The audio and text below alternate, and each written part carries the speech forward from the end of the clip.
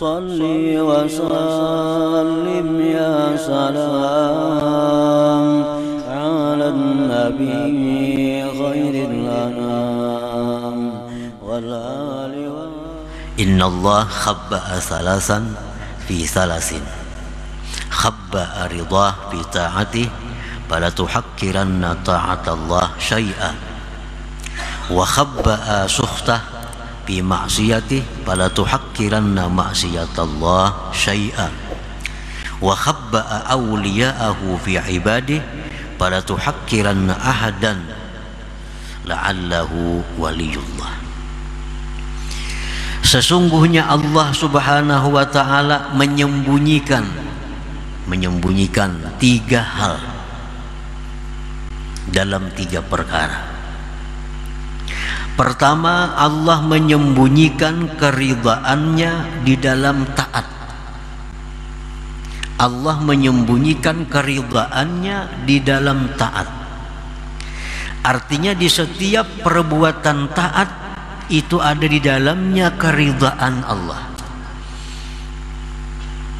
Baik taat itu besar, taat itu sedang, taat itu kecil, pokoknya dalam taat itu ada terkandung keridhaan Allah.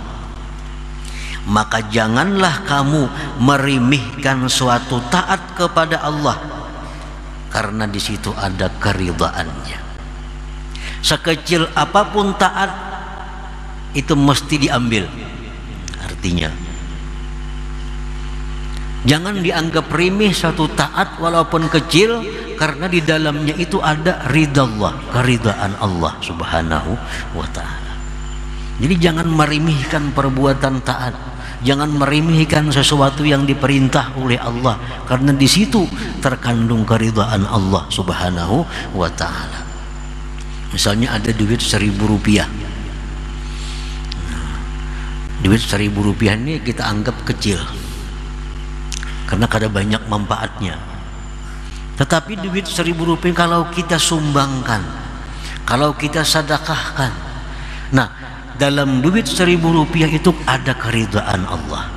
Jangan anggap remeh lagi duit 1.000 yang telah disedekahkan itu. Duit 1.000 yang disedekahkan itu jauh lebih berarti daripada puluhan miliar yang ada di deposito kita.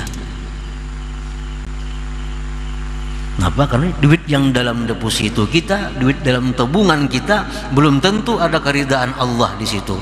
Tapi duit 1.000 yang kita sedekahkan itu ada keridhaan Allah di dalam uang 1.000 rupiah itu. Jangan anggap remeh sesuatu yang di dalamnya ada keridhaan Allah Subhanahu wa ta'ala.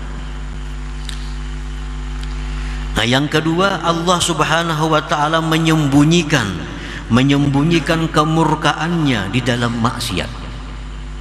Jangan kamu remehkan sekecil apapun maksiat kepada Allah.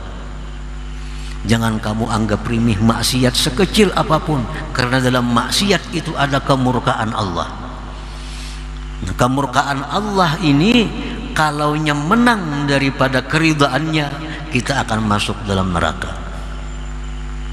Ini timbangan amal kita nih gimana?